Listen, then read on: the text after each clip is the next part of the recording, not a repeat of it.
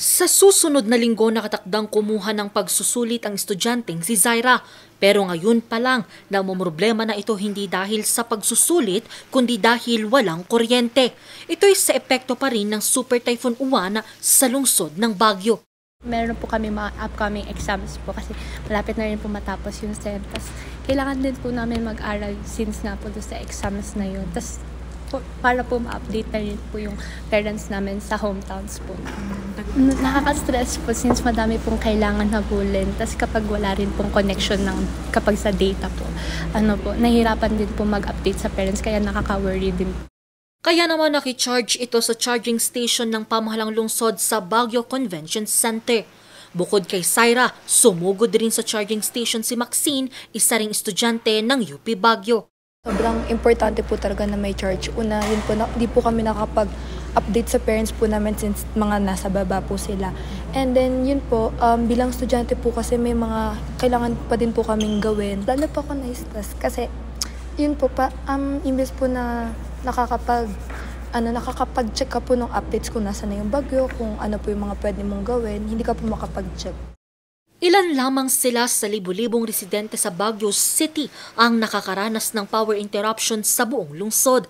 Ayon sa Benguet Electric Cooperative, pahirapan pa rin ang pagpapanumbalik ng supply ng kuryente sa lungsod dahil sa dami ng manapinsalang mga linya at poste ng kuryente. Ongoing po ang restoration activities dito po sa Baguio City and including Benguet Province po. Dito po sa Baguio, so far today, at this moment na kasama kita, Ma'am Angel, ay wala pa tayong nare-restore. But as of 8:44 a.m. this morning, nag-energize na ang NGCP. Alam naman natin, si NGCP, dyan dumadaan po yung supply natin ng kuryente. Grabe, massive. Karamihan po yung mga tinumba ng mga kahoy na malalaki kasi dumagan po doon sa ating mga distribution system, sa ating power lines. Siyempre, nahatak na rin niya yung mga ating mga poste. Sa ngayon, hindi pa masabi ng BENECO kung kailan maibabalik ang supply ng kuryente sa buong lungsod at pati na rin sa probinsya ng Benguet. So, mga 30 to 40% ang tinitingnan po according to our technical department. But these are not definite. Yun po yung goal natin. So, goal po yan. Pasensya na. Humihingi po kami talaga ng pasensya sa ating mga member consumer owners na hanggang ngayon ay wala pa pong kuryente. Alam naman na po natin kung anong klaseng bagyo yung dumaan.